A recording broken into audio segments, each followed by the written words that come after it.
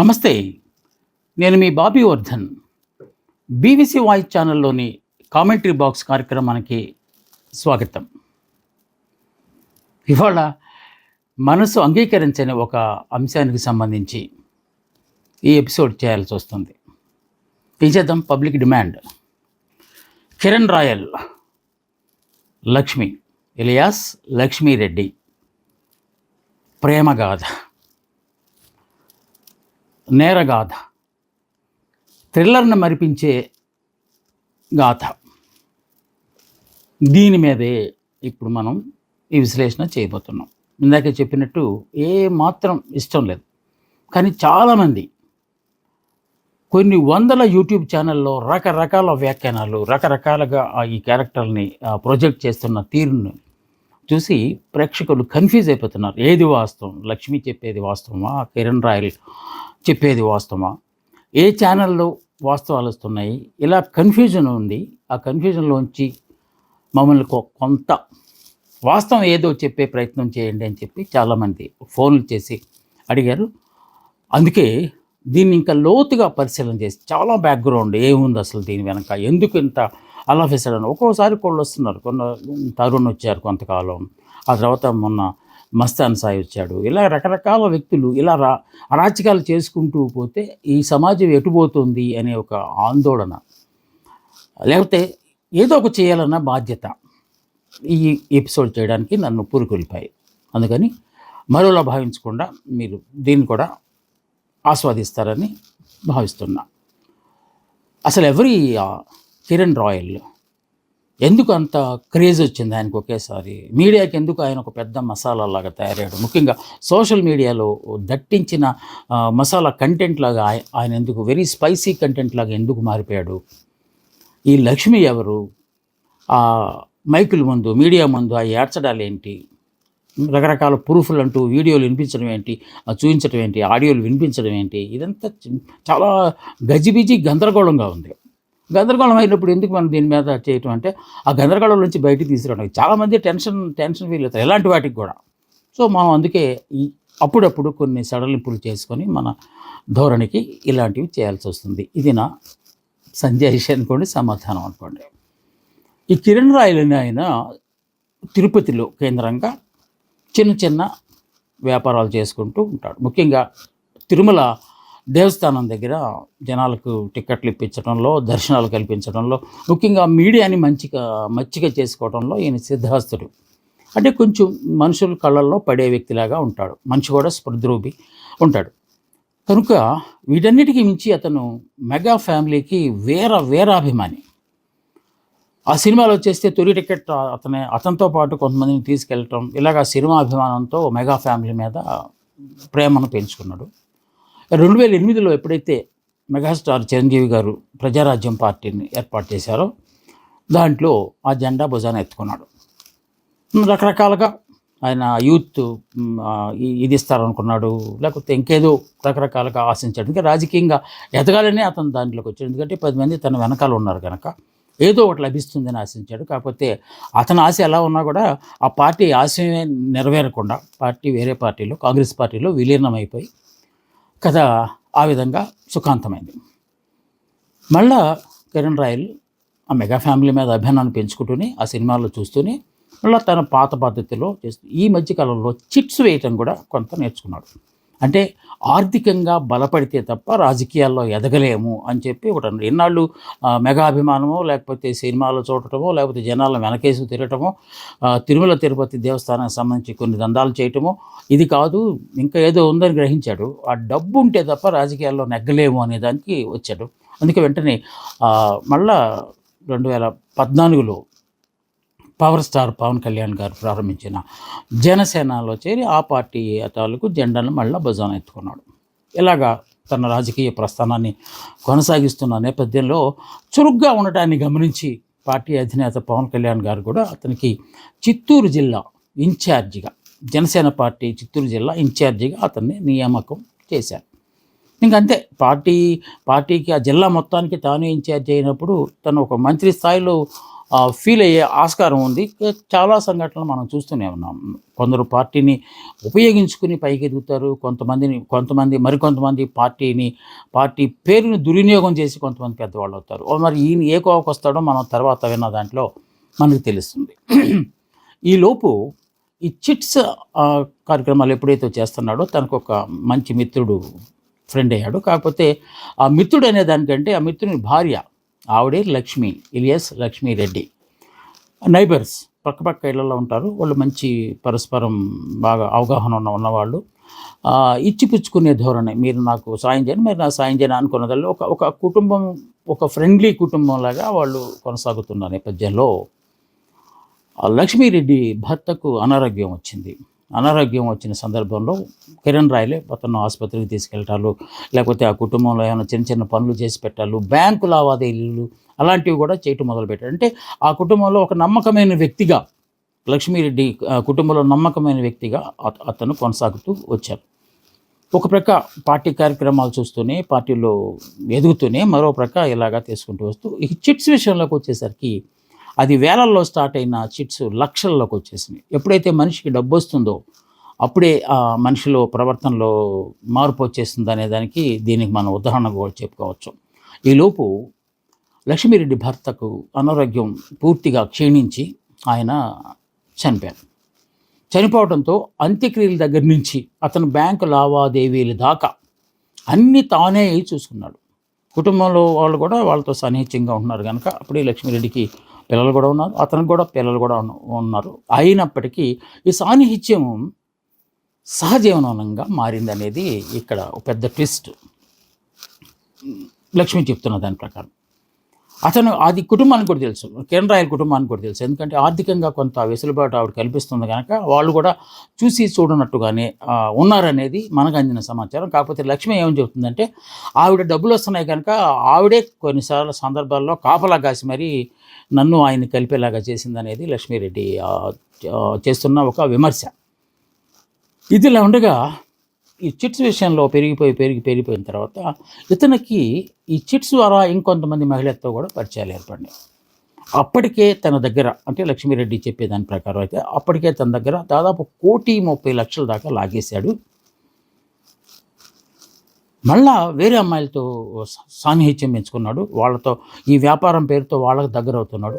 దగ్గర అయినందుకు దానికి కూడా అభ్యంతరం లేదు. కానీ వాళ్ళ దగ్గర తన గురించి నీచంగా మాట్లాడుతున్నాడు, క్యారెక్టర్ లేనిది అని చెప్పి ఎలా చెప్తున్నాడు. అంటే ఎవరైనా కొత్త వాళ్ళని బొట్టలో వేసుకోవాలంటే పాత వాళ్ళ మీద అవినీతి ఆరోపణలో లేకపోతే ఇంకేదో ఆరోపణలు చేయటం అనేది ఆయనకి సహజంగా వస్తున్న ఒక నేర్పరితనము. అలాగే చేశాడని చెప్పినప్పుడు ఆ కొత్తగా పరిచయమైన వ్యక్తి ఈవిడితో గొడవ దిగింది. మీరు ఇలా అంట కదా మాకు ఆయన చెప్పాడు, ఆయనకి నీకేం సంబంధం అంటే ఇక అలాగా మొత్తానికి ముదిరిపోయి, సో లక్ష్మీరెడ్డి ఇంకా వీడితో నాకు సరిపడే ఆస్కారం లేదు, కొనసాగే ఆస్కారం లేదు కనుక తప్పనిసరిగా దీన్ని బయటకి ఎచ్చాల్సింది అని ఎందుకైనా మంచిది, కొత్త వాళ్ళ పరిచయం అవుతున్నప్పుడు తనకి ఇవ్వాల్సిన డబ్బులు ఇస్తాడో లేదో అని చెప్పి అతన్ని అడిగింది. అతను నీకు డబ్బులు నేను ఏమక్కర్లేదు, ఎప్పుడో ఇచ్చేసాను.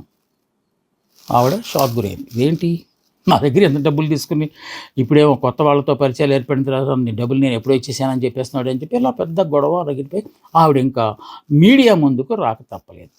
అప్పుడే ఎదుగుతున్నాడు. ఇప్పుడే నామినేటెడ్ పోస్ట్ ఒకటేదో రాబోతుంది అని ఆశ పెట్టుకుని ఉన్నాడు అతను. కిరణ్ రాయల్కి ఏదో ఒక పోస్ట్ వస్తుంది, ఎందుకంటే పార్టీ అధ్యక్షుడికి కూడా అతను చాలా సన్నిహితంగా ఉన్నాడు. అంటే చిత్తూరు జిల్లాకు సంబంధించి అన్ని వ్యవహారాలు అతనే చూస్తున్నాడు. ఇక పవన్ కళ్యాణ్ గారు కానీ లేకపోతే ఆ పార్టీ వ్యక్తులు కానీ ఎవరినైనా పంపిస్తే దేవస్థానాల్లో దర్శనాలు చేయించడానికి కూడా అతను నాయకత్వం వహిస్తున్నాడు. ఇలాంటి సమయంలో ఏదో ఒక పోస్ట్ వస్తుంది. అంటే ఎమ్మెల్సీ ఆశించాడు, అసలు ఎమ్మెల్సీ రాలేదట. ఆ తర్వాత కనీసం నామినేటెడ్ పోస్టులు ఫస్ట్ జాబితాలో పేర్లు అయిపోయేసరికి డిసప్పాయింట్ అయిపోయాడు.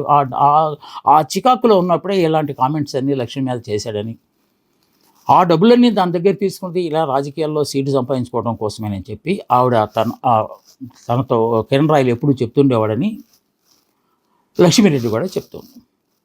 ఇక తిరుపతి ప్రెస్ క్లబ్లో ఆవిడ ఏకంగా మీడియా సమావేశం ఏర్పాటు చేసి దాంట్లో రకరకాల ఆడియోలు, వాళ్ళిద్దరి మధ్య సంభాషణ జరుగుతున్నది, డబ్బుకు సంబంధించిన లావాదేవీలకు సంబంధించిన ఆడియోలు వినిపించడం మొదలుపెట్టారు. ఒక వీడియో కూడా చూపించారు ఆవిడ. ఆ వీడియోలో ఏంటంటే వాళ్ళిద్దరి మధ్య సన్నిహితం ఉన్నది ఎస్టాబ్లిష్ చేయడానికి. అదే కిరణ్ రాయల్ ఏం చెప్తున్నాడు, కేవలం మేము నైబర్స్ మాత్రమే, ఫ్రెండ్స్ మాత్రమే, అంతే తప్ప మా ఇద్దరి మధ్య వేరే సంబంధాలు ఏమీ లేవు. అసలు డబ్బుకు సంబంధించి ఆశలు అప్పుడే చిన్న చిన్న డబ్బులుంటే అవి తీర్చేసుకున్నాం ఆల్రెడీ. ఆ విషయం నా దగ్గర ప్రూఫ్ ఉందని చెప్పి ఆయన కొన్ని ప్రూఫ్‌లు చూపటం మొదలుపెట్టాడు. ఇంతటితో మన మధ్య ఏం సంబంధాలు లేవని సాక్షాత్తు లక్ష్మీరెడ్డే మాట్లాడినట్టు ఒక ఆడియోను ఆయన కూడా వదిలాడు. సో, ఇక్కడ మళ్ళీ కన్‌ఫ్యూజన్ వచ్చేసింది. ఆవిడేమో 1,30,00,000 ఇవ్వాలంటుంది. ఇతనేమో మా లావాదేవీలు అయిపోయినాయి అని చెప్తున్నాడు. దానికి సాక్ష్యంగా లక్ష్మీరెడ్డి ఒప్పుకున్న అంశాన్ని కూడా అతను లీక్ చేశాడు. ఇలాంటప్పుడు ఏంటి అసలు గొడవ ఏంటి అని అనుకున్న నేపథ్యంలో ఆవిడ తిరుపతిలో పెట్టిన సమావేశంలో మా ఇద్దరి మధ్య ఏం సంబంధం లేదని ఆయన చెప్తున్నాడు కదా, ఇదిగోండి సంబంధం అని చెప్పి ఆవిడ అతన్ని ఒక అకేషన్‌లో కిరణ్ రాయల మెడలో బంగారు గొలుసు వేస్తున్న ఒక దృశ్యాన్ని ఆవిడ మీడియా ముందు బయటపెట్టింది. దాంతో కొంత బలపడింది. ఓహో! వీళ్ళిద్దరి మధ్య సంబంధం ఉంది. కానీ కిరణ్ రాయల్ కావాలని అబద్ధం ఆడుతున్నాడు అనేది. ఇక ఇలా రకరకాల మీడియా సాయం కోరుతుంది ఆవిడ. రకరకాల మీడియా ఛానల్స్‌కి ఇంటర్వ్యూలు ఇస్తుంది. కొన్ని ఛానల్స్ అయితే డిబేట్లు పెట్టేస్తున్నాయి ఈవిడ మీద. అంతే కదా, ఏదైనా టాపిక్ ఆఫ్ ది సీజన్ లాగా వస్తే దాని గురించి మీడియా ఛానల్స్ అన్నీ పోరాడతాయి కదా. పోరాటం అంటే వెంటబడతాయి. అలా చేసి ఈవిడ ఇప్పుడు రాష్ట్ర వ్యాప్తం అయిపోయింది. అధిష్టానం దృష్టికి వెళ్ళిపోయింది. ఇంక ఏంటి పరిస్థితి అని చెప్పి కిరణ్ రాయల్ సందిగ్ధంలో పడ్డాడు. మరి అతను కూడా ఏదో కౌంటర్ స్టార్ట్ చేయాలి కదా. అసలు దీన్ని అరెస్ట్ చేస్తే బాగుంటుంది అని అతను భావించాడని, తద్వారా ఆవిడ ప్రెస్ మీట్లో మాట్లాడుతున్నప్పుడే సడన్గా రాజస్థాన్ నుంచి పోలీసులు వచ్చి ఆవిడని అరెస్ట్ చేసి తీసుకెళ్ళిపోయారని, అది దేనికి సంబంధించింది అంటే ఈ చిట్ ఫండ్స్ ద్వారా జరిగిన లావాదేవీల్లో ఆవిడ లక్ష్మీరెడ్డి చెప్పిన దాని ప్రకారం అయితే ఎప్పుడు ఈ ఆర్థిక లావాదేవీలు కిరణ్ రాయల్ తన పేరుతో చేయడు.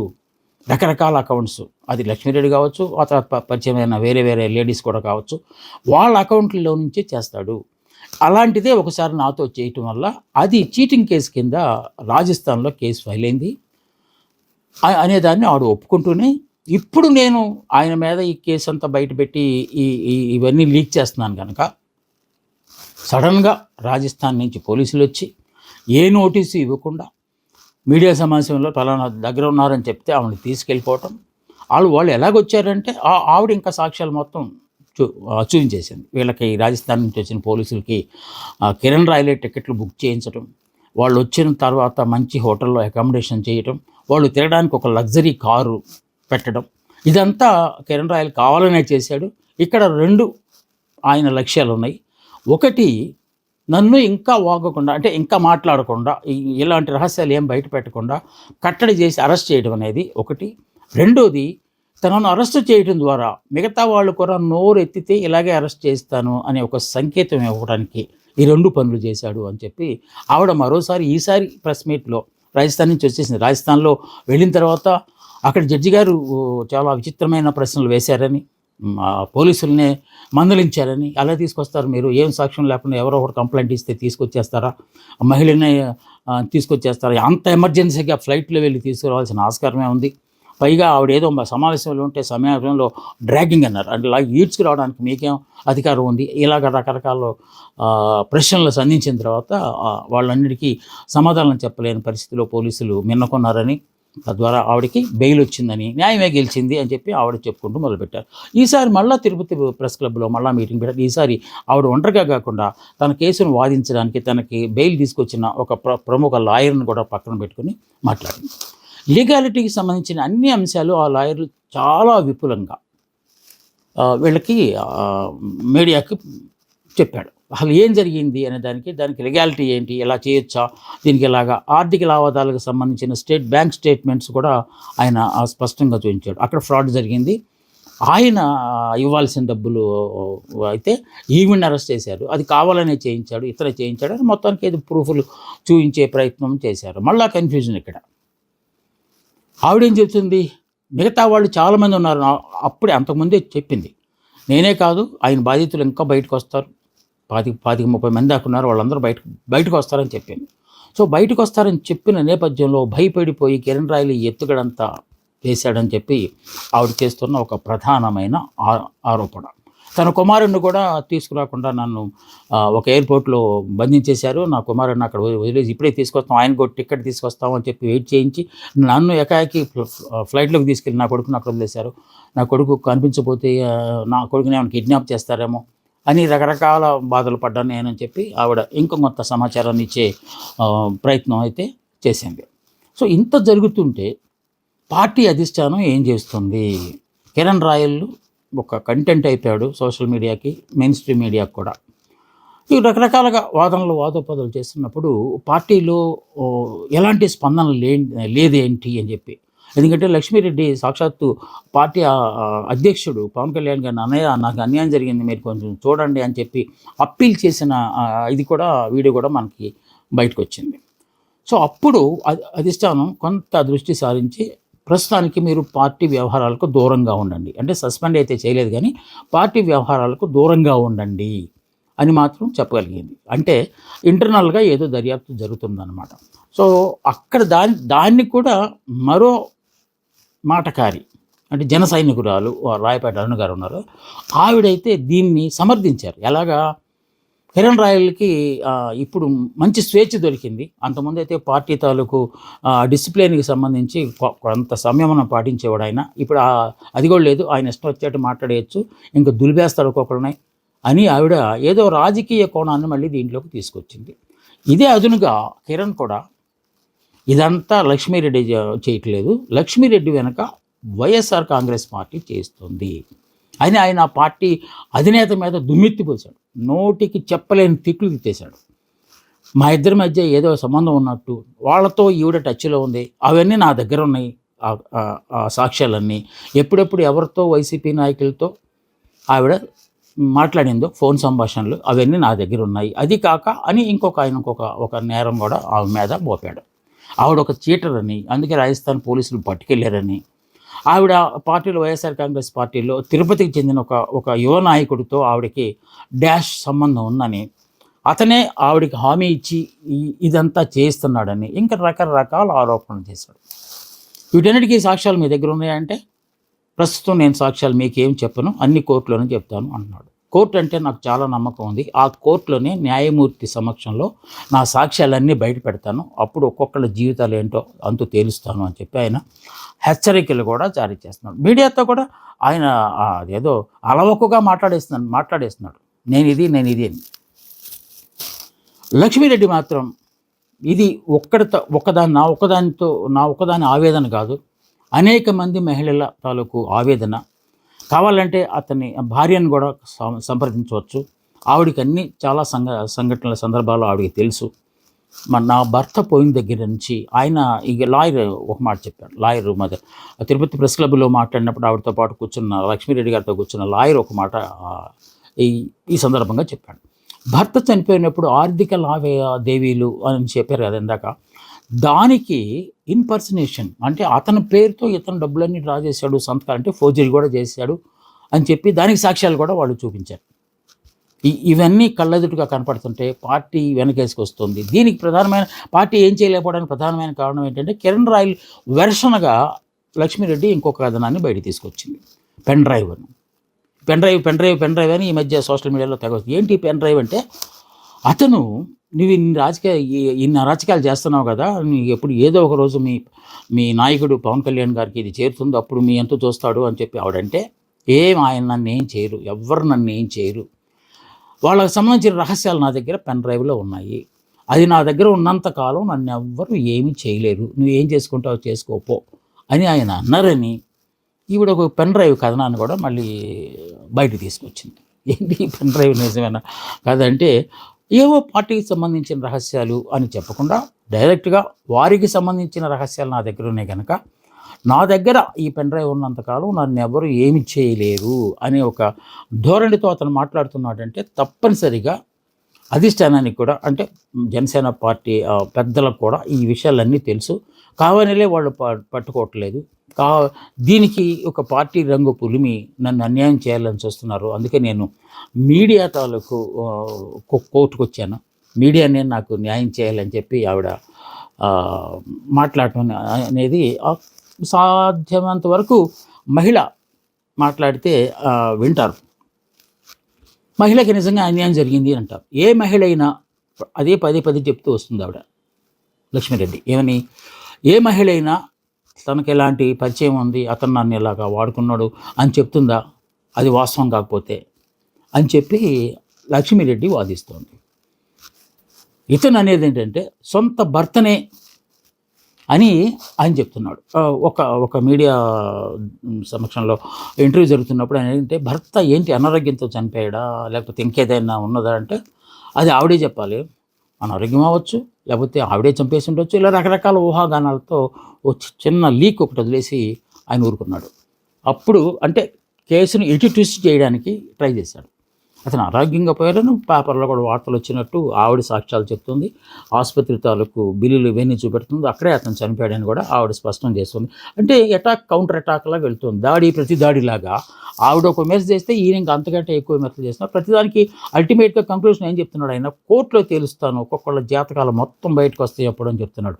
ఆ జాతకాలు ఏంటో, లేకపోతే ఈ మీడియా మీట్లు ఏంటో, ఈ మీడియా లీక్లు ఏంటో, రోజుకొక ఆడియో రోజుకొక వీడియో రావడాలేంటో, అంటే వీడియో రికార్డింగు ఆడియో రికార్డింగు చేశారంటే తొలి నుంచి ఒకళ్ళ మీద ఒకళ్ళకి అనుమానం ఉందా, అందుకనే చేశారా, లేకపోతే ఏమైనా సీసీటీవీలో చేసినట్టు అట్లా ఏం కనపడలేదు, వాళ్ళే రికార్డ్ చేసినట్టుగా కనిపిస్తుంది.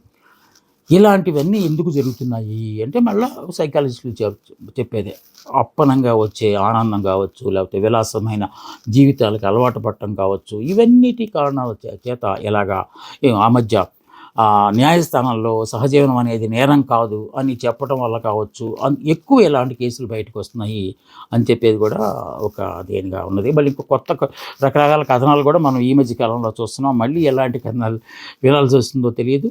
అది కోర్టుకు చేరిన తర్వాత ఈ కేసు ఎన్ని మలుపులు తిరుగుతుందో, ఈ కిరణ్ తాలూకు క్రైమ్ కహాని ఏ టర్న్ తీసుకుంటుందో అనేది మనం భవిష్యత్తులో చూద్దాం.